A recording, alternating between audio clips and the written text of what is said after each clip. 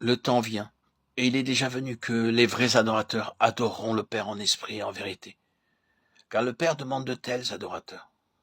Oui, le Père réclame de tels adorateurs, et tout ce qu'il demande, il obtient, parce que c'est lui-même qui l'opère. C'est pour que nous soyons de tels adorateurs qu'il a envoyé son Fils chercher et sauver ce qui était perdu. Luc 19:10. C'est pour que nous ayons entré auprès de lui par le voile déchiré de la chair et que nous l'adorions en esprit. En outre, Dieu nous a envoyé l'Esprit de son Fils, l'Esprit de Christ, pour réaliser en nous ce que Christ a été, pour nous communiquer la même vie dont Christ a vécu ici-bas. Dieu soit loué.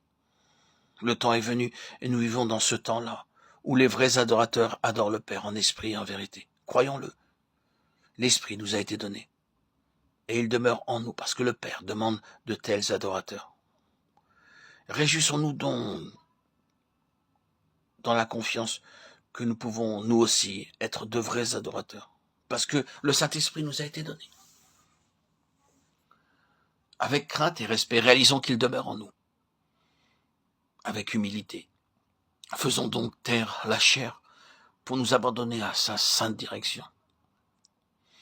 Avec foi, attendons de Dieu qu'il agisse en nous et adorons-le de cette adoration-là. Que toute nouvelle perception de l'œuvre du Saint-Esprit, que tout exercice de foi pour croire en sa présence, que toute expérience de son action en nous, nous ramène toujours à adorer le Père, à lui offrir amour et action de grâce, à lui rendre honneur et la gloire qui n'appartiennent qu'à lui seul. Ô Dieu, tu es esprit, et ceux qui t'adorent doivent t'adorer en esprit et en vérité. Gloire à ton nom, gloire à ton saint nom, beau, puissant et précieux. Tu as envoyé ton propre Fils pour nous racheter et nous préparer à l'adoration en esprit. Et tu as envoyé ton esprit pour demeurer en nous et nous faire adorer ainsi. Et maintenant, nous avons accès auprès du Père par le Fils en esprit. Dieu très saint, nous reconnaissons avec confusion que notre adoration a très souvent subi l'influence de la volonté de la chair et que par là nous ne t'avons pas rendu l'honneur qui t'est dû, que nous avons attristé ton esprit au préjudice aussi de notre âme. Ô Dieu, pardonne-nous, délivre-nous de ce péché, veuille nous enseigner à ne plus jamais chercher à t'adorer autrement qu'en esprit et en vérité. Notre Père, ton Saint-Esprit demeure en nous. Daigne, selon les richesses de ta gloire, nous fortifier puissamment par sa présence, en sorte que notre homme intérieur devienne réellement un temple spirituel où te soient offerts des sacrifices spirituels.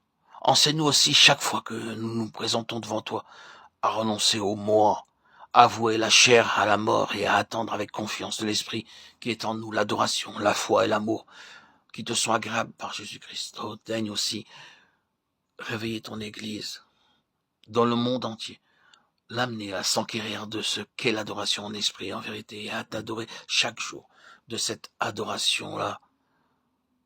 Nous te le demandons au nom précieux et puissant de Jésus. Amen.